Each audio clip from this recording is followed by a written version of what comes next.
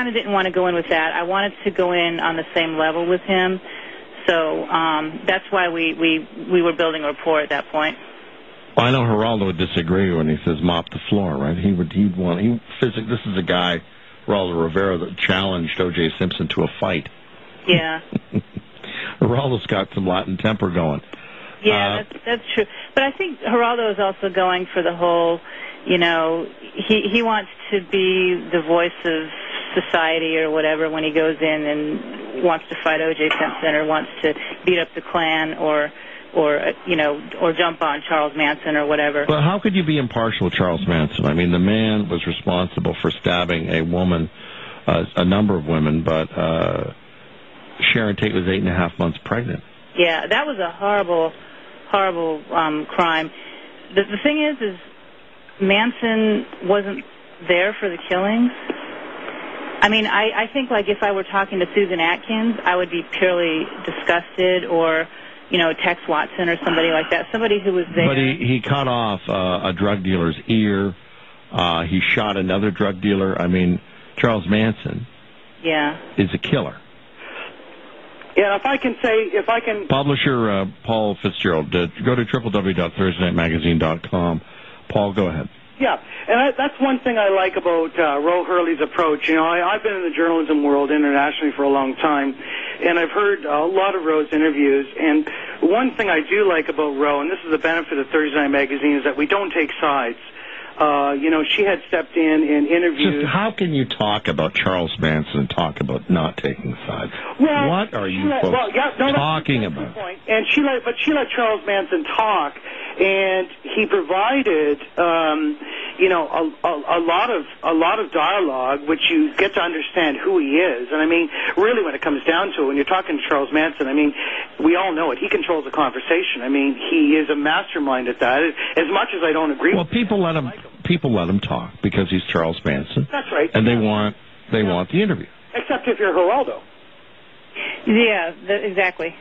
Yeah, and that's what I liked about Ro's interview, and that's why I think it's a benefit, and it serves the mission of Thursday Magazine, because she let him talk as much as possible. You hear the words, you have a 15-year-old in your pocket. Do you know what a front man is?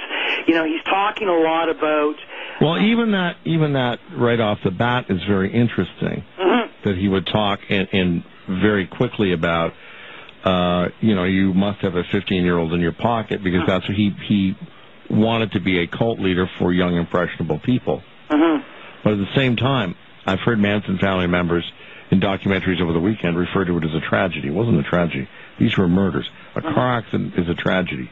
These people that he got to kill were sick people that were losers. And when you say you can get anybody to kill, I don't believe that.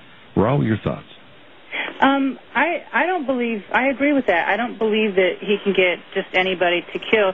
I believe that the people were young and impressionable and such, but he actually said something, and he said it over and over throughout the years, that he only had them for a few years. Their parents had them all their lives. Their schools had them throughout most of their lives. He didn't make them. He didn't make who they were. I think that the sociopath has to be there for these people to go out and kill. So I guess... No, I mean, you make a point. You just said the school had them, the parents had them. How did Charles Manson get these people? The school did them wrong. The parents didn't guide them. Okay, but just because you didn't have a mama or daddy that kissed your bum doesn't mean you should go out and kill people. I know lots of people who've been through the life of hard knocks, and they've responded differently. I agree. I completely agree with that. But I also... Let me back it up for the folks. Okay, this is what Charles did. First of all, he told people he had the answers. This is a guy who's in his early 30s. He's been in the joint all his life, pretty much. Half his life, okay? So while he's in prison, he picks up a little Scientology and whatever. So he's got a pattern. He's got a chat, right? And he's a high-energy guy. So he approaches these people and he says, I have the answers. And people, instead of doing their own thinking, like to hear it when somebody says they have the answers that they don't have. Yeah. Right. So they follow Charlie, and then he gets them into this. We've seen this with other cults, with both Jim Jones okay? And with the guys following the comet that ended up drinking Kool-Aid too. Yeah. You scare the folks under your control into thinking that there is doomsday around the corner, that there is a great apocalypse. You scare them, you cow them, and you say, there's only one way to do this because we're all going to die, you have to follow me.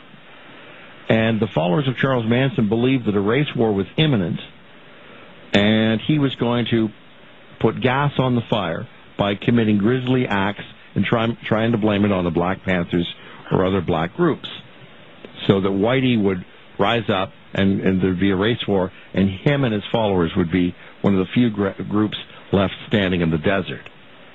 When we come back, Charles Manson, in his own words, and Ro Hurley from Dallas, Texas, with Thursday Night Magazine, who interviewed Charles Manson, and Paul Fitzgerald.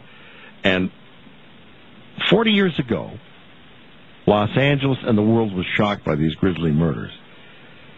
And the more we understand about this type of person, the greater armed we are to prevent another Charles Manson from returning. This is Maritime Morning.